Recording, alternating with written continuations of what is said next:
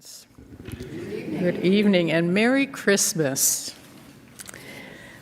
I have welcoming words written by my colleague Jude Geiger. We gather this hour to celebrate the most extraordinary story birthed in the most ordinary of moments, where we find the promise of life within the face of a baby, where our heroes, a mother, a son, an adoptive father, are travelers, homeless, and resting but for a night. We can imagine all too well a time where the powerful fear of a message of, we can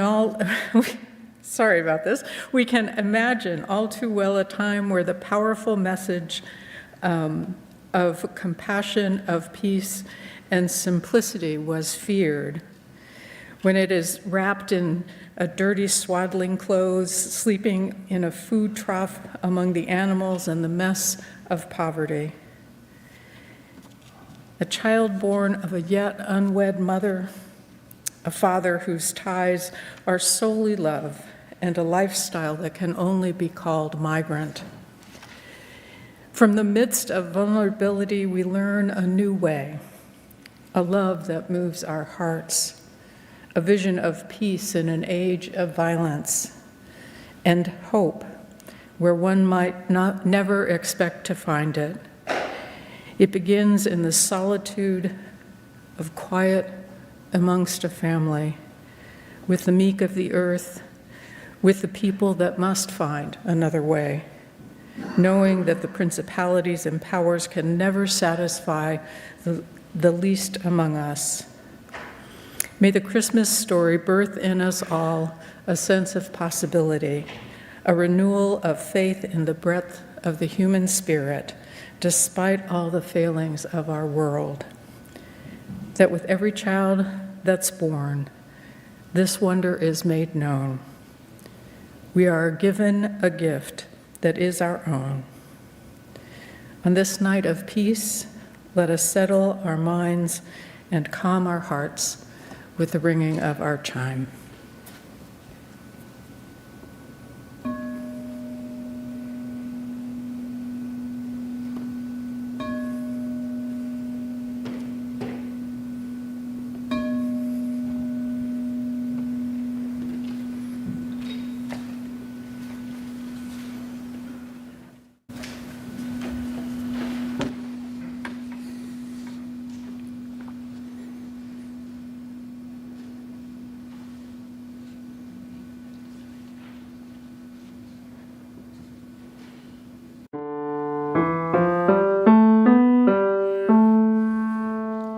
We cannot tell, we do not know what star shone down so long ago, when Mary birthed her own sweet Son, and peace and love became as one. The Son of God, as Scripture said, was virgin born in a tiny shed, where simple shepherds stood hard by, while heavenly sound filled up the sky.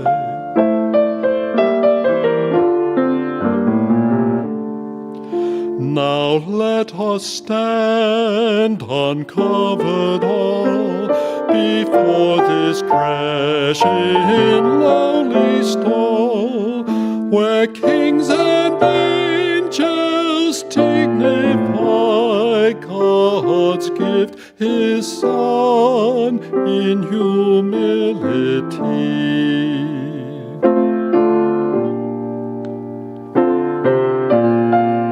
We do not know, we cannot tell, what songs were sung, what starlight fell, or why the holy mystery stands for so many years in so many lands.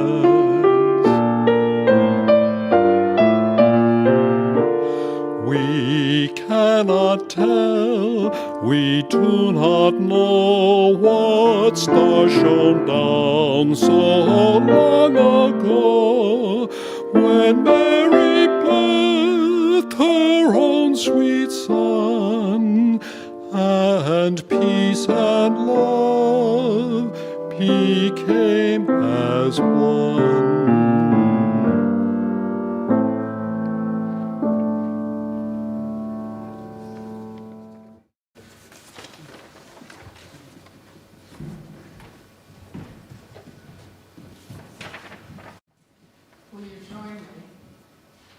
Will you join me in our words for lighting our chalice? We kindle a small flame in the dark of the year, remembering the promise of life abundant, of a possible peace. We pause on this night of mystery to tell the stories, to sing the songs, and to bring more light into the world.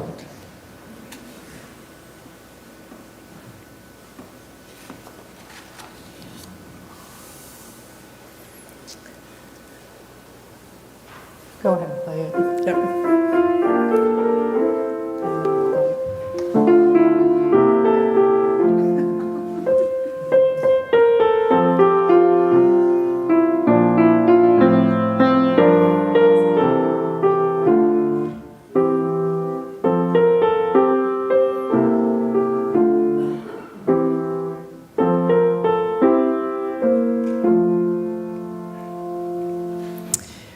And we're going to light our Christmas candle, and along with all of the other Advent candles.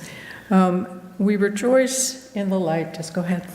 We rejoice in the light and open our hearts to receive its warmth and its illumination and its joy.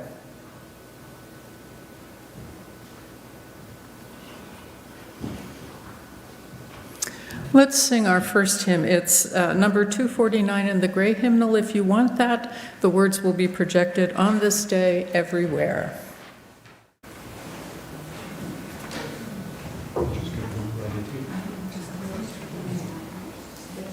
Stand.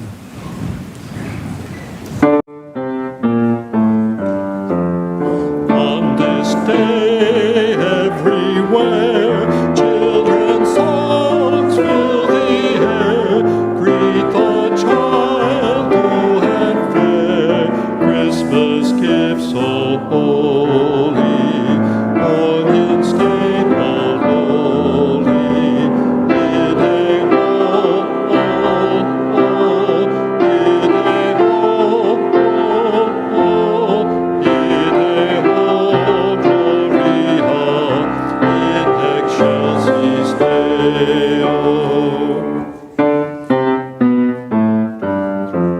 Sweet the babe, strange his bed, manger lay round his head, cattle there in the shed, Mary, Joseph by him, shepherds drawing nigh him.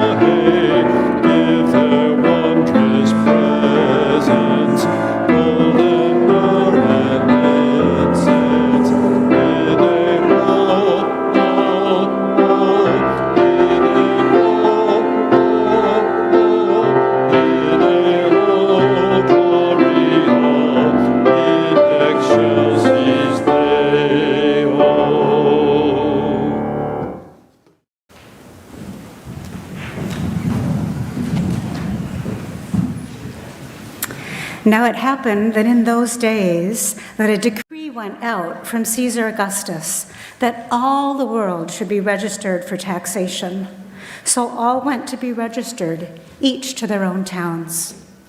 Joseph also went up from Galilee, out of the city of Nazareth into Judea, to the city of David called Bethlehem, for he was from the house and heritage of David. He went to be registered with Mary, to whom he was betrothed and who was pregnant. So it was that, while they were there, the time came for her to birth her child. And she gave birth to her firstborn son, and swaddled him, and laid him in a manger, because there was no place for them in the inn. Shepherds were in that region there, staying in the fields, keeping watch over their flock by night. Then an angel of the Most High God came upon them, and the glory of the living God shone around them, and they were greatly terrified.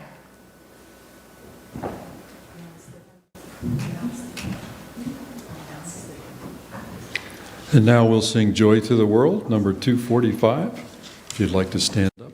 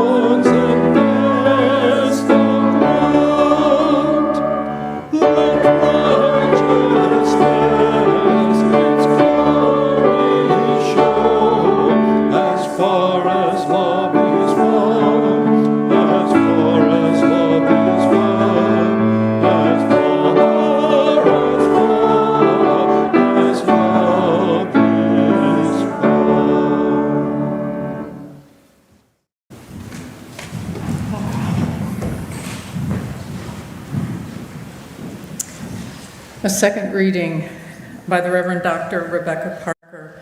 You have to know your body as the home of God. You have to know your body as the home of God, and this is the purpose of Christmas. The rose blossoming in the wilderness is the unfolding of your pleasure as the fingers peel an orange and sweetness buds in the mouth. The bright star in the night sky is the sudden clarity of your instinct for joy. The birth cry in the night is your child falling into the dark and your arms holding her.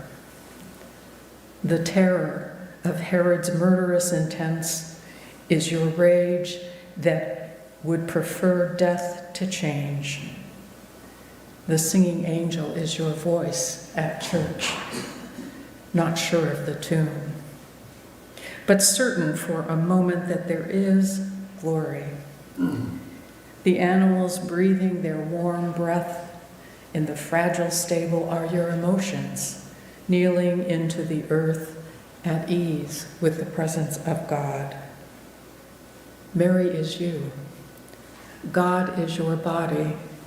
Joseph is you, sheltering God in the world. This is the key to the mystery.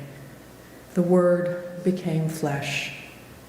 We are the dwelling place. Let's sing again. Number 225, O come, Emmanuel.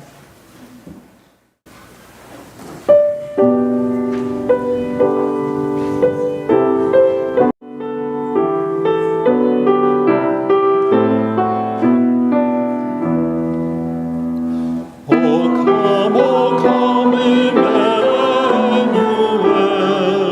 and with your captive children dwell.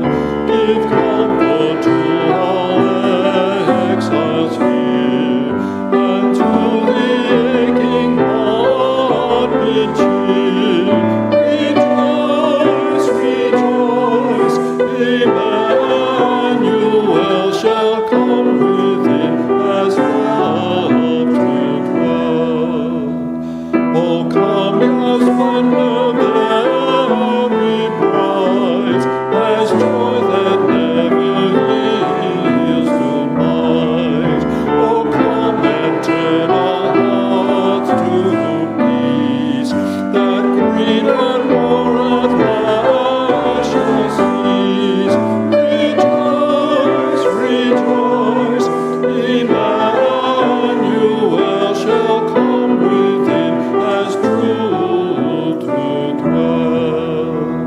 O come, new days bring calm and cheer, our spirits by your presence here, and God in every broken soul, as vision that can see the whole. Rejoice, rejoice, Emmanuel shall come within as love to dwell. O come, new wisdom, come on high, from depths that hide within us sigh, to temper knowledge with our care, to render every act of prayer. Rejoice, rejoice, Emmanuel shall come within as hope to dwell.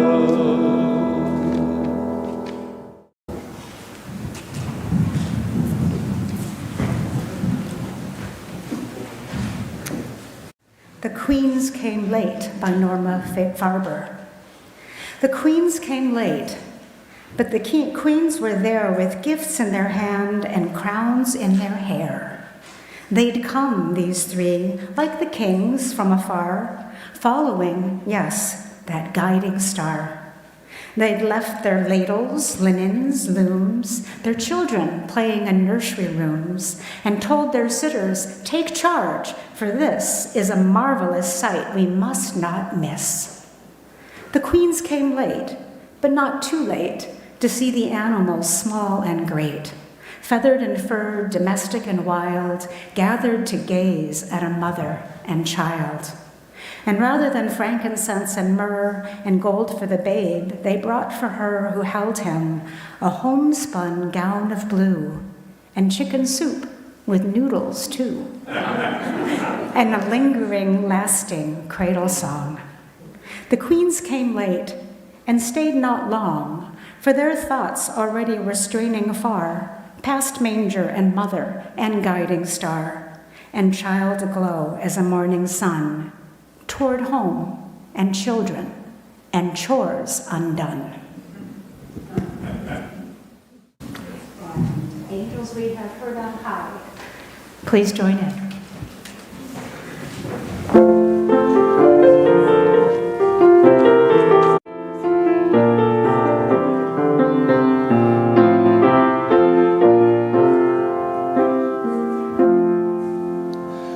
Angels we have heard on high, sweetly singing o'er the plains, and the mountains in reply, echoing the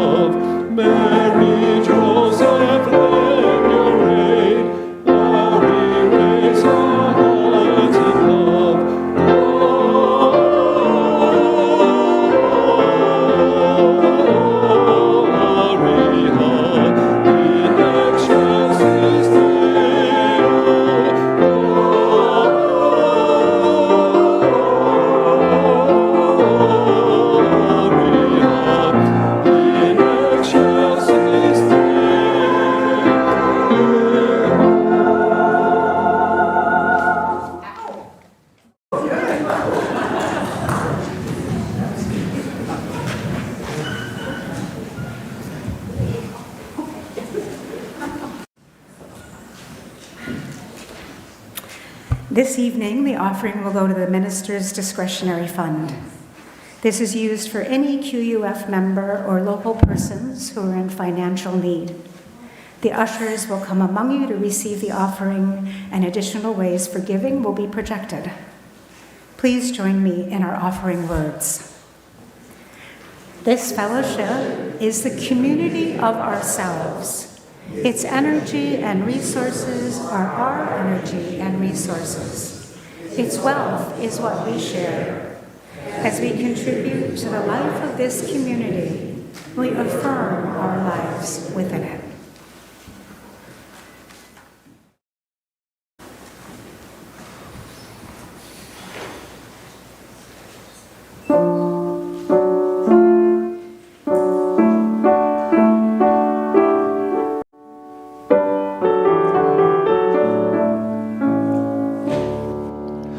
Jesus, Jesus, rest your head. You has got a manger bed. All evil folk on earth sleep in feathers at their birth. Jesus, Jesus, rest your head. You has got a manger bed. Have you heard about our Jesus?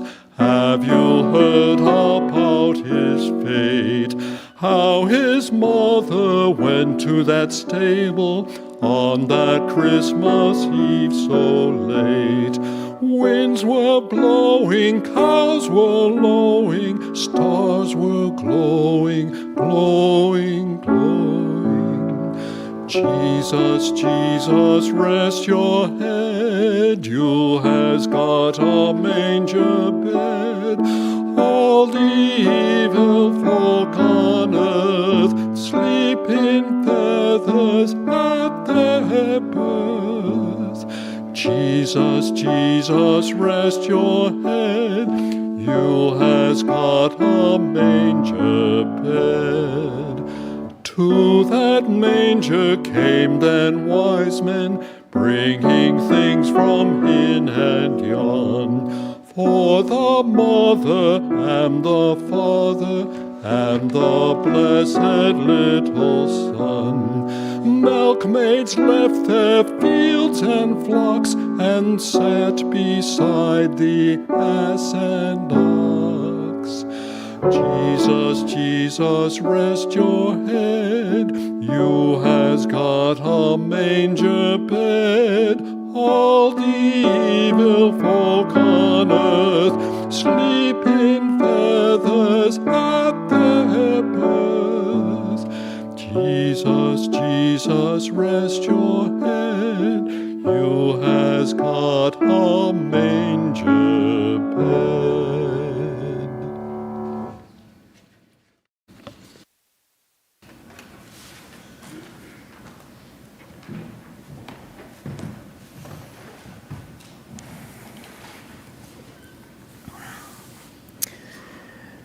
The story from the innkeeper's wife. How was I to know? If it had been up to me, I would have turned them away. It was madness. People from all across the world all needed to be in Bethlehem, and our inn was too full. And everyone needed something from me. More hot water for the people in the largest room, someone complaining about the noise and the chaos, too many people, too much to do. And so it was that my husband, my sweet, idiotic husband, told them that they could go into the stable. As if we didn't have enough trouble, he gives them the last space in all of Bethlehem. And it's not a grand accommodation, my friend, it's only the barn. The air is chill, the night is coming on. I did feel sorry for them. They were so young, and her belly so big, I could see she was ready to give birth any day now. But the inn was too busy, and we didn't need any more trouble than we already had.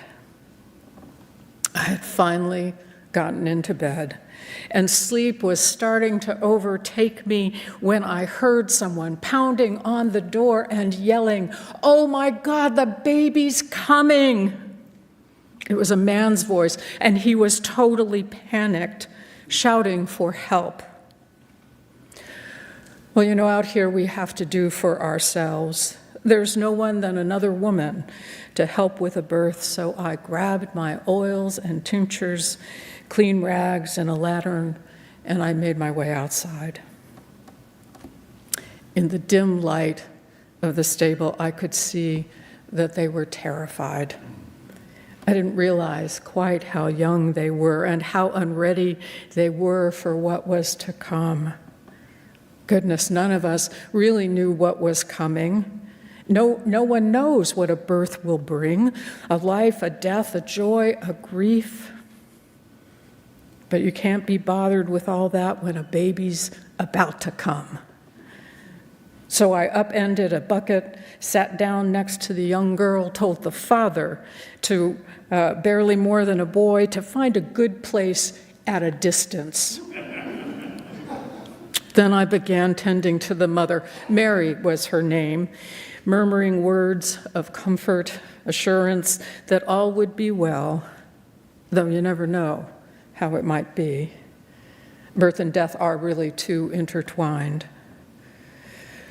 Taking a deep breath and applying all the lotions and potions that help ease the birth, speaking softly and slowly, inviting deep breaths as the pains of labor took hold.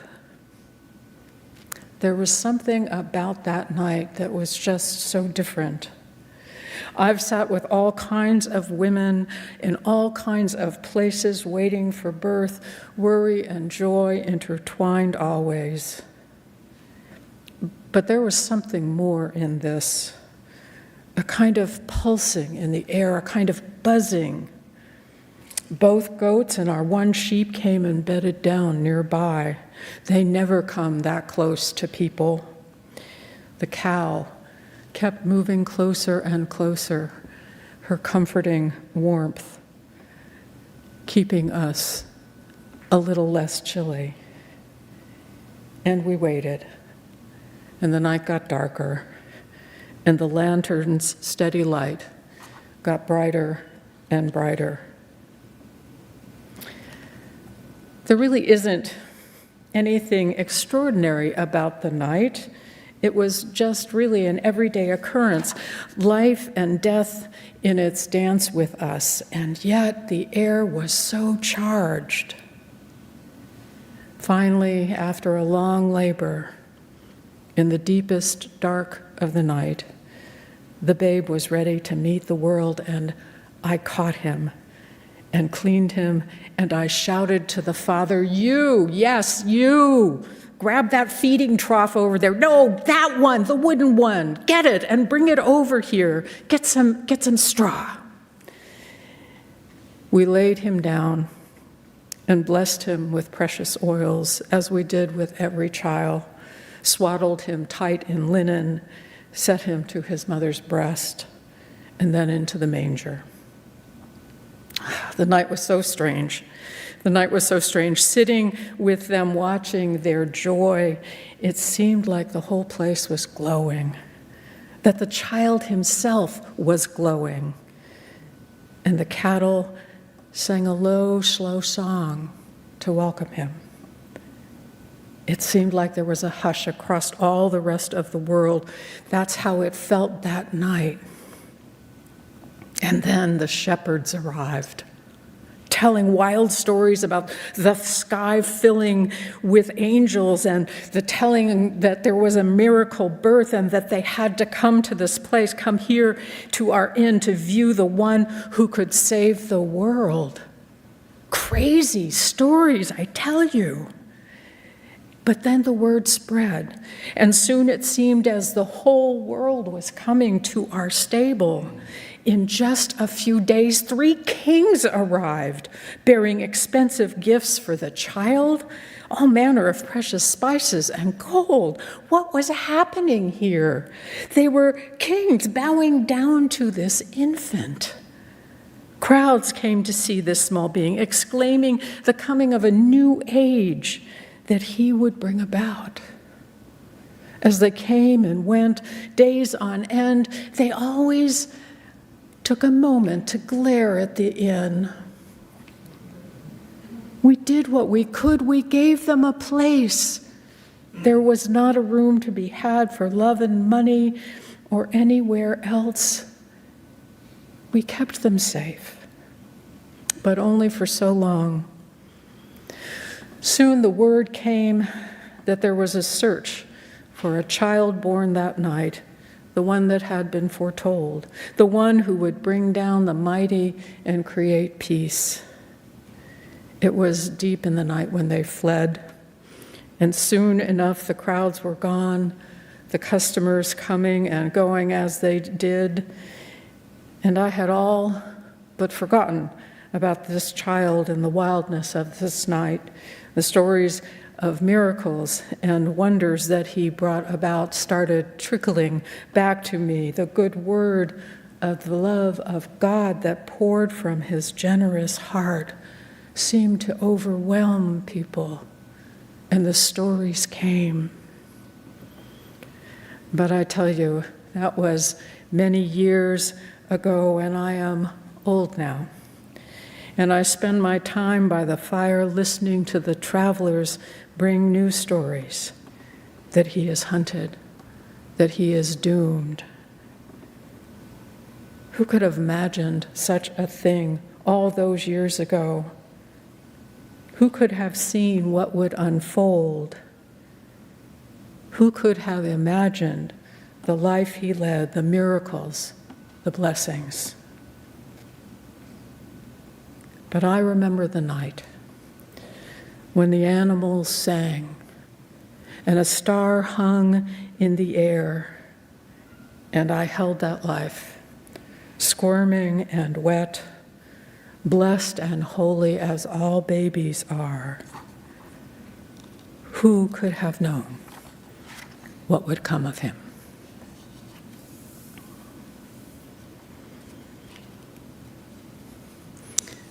Let's join in song again. Number 237, The First Noel.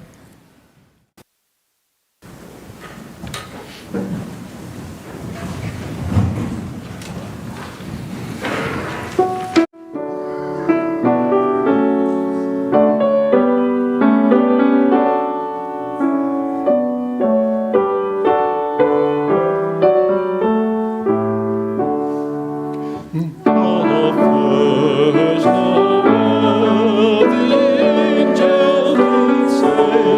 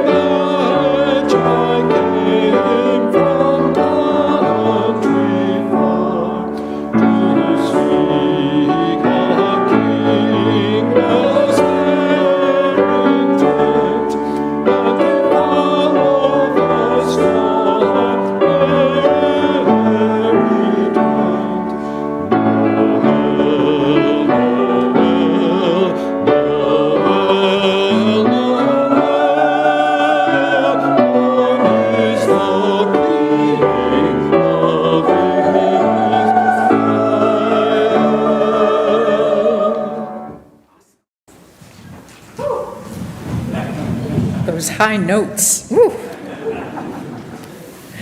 Friends, let's settle in for a few moments of quiet and prayer and meditation, as is most your custom. We'll start with some words and then have a time of stillness together.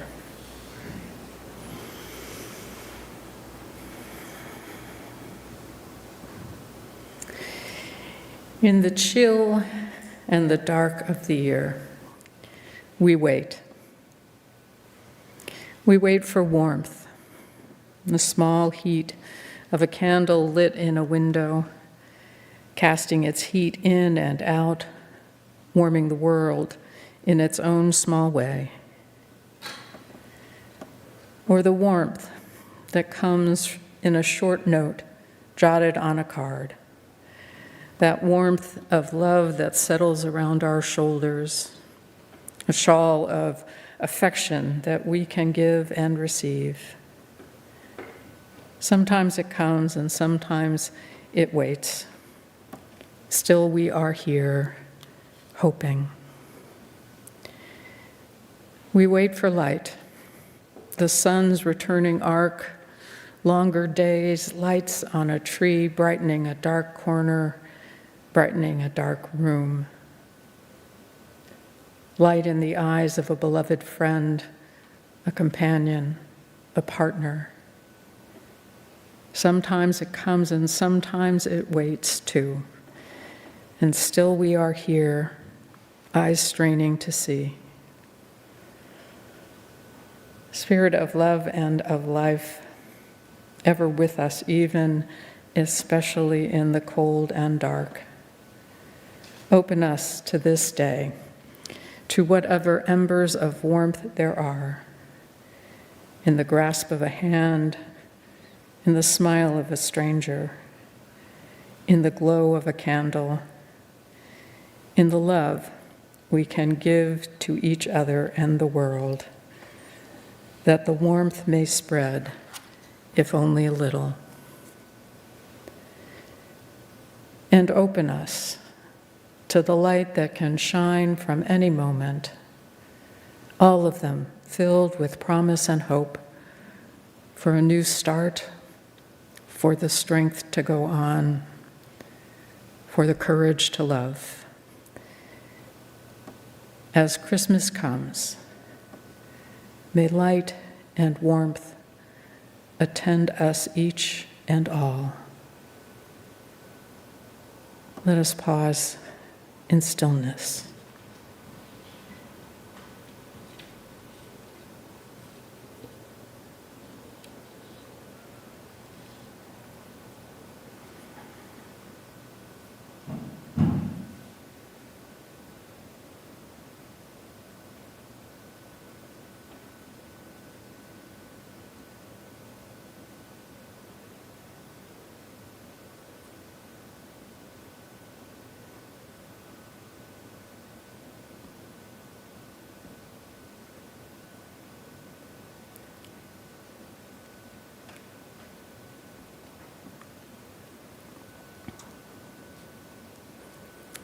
So may it be. Amen. Well, we are at that point in the service when we start getting ready to light our candles. After the benediction tonight, we will close with singing Silent Night. The ushers will light your candles for you from the Christmas candle up here. The first person on each aisle will take the flame and pass it along down the aisle. After we sing all of the verses, you're invited and encouraged to depart the sanctuary.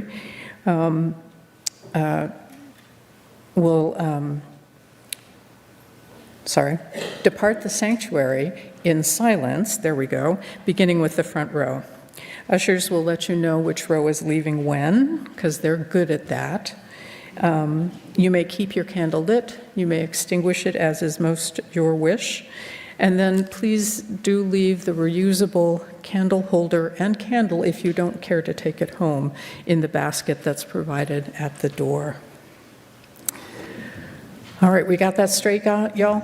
We're good on this? Okay. Let me offer you our benediction tonight from the Reverend Howard Thurman. When the song of the angels is stilled, when the star in the sky is gone, when the kings and princes are home, when the shepherds are back with their flock, the work of Christmas begins.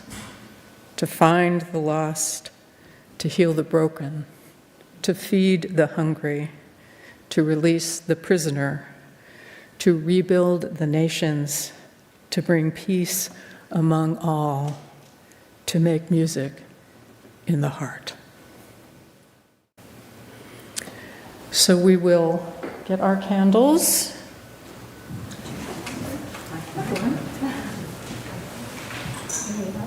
What did I do? Okay. Okay. So we're going to just start with one, because somehow I lost mine. Oh, good. Now I get to walk down the steps.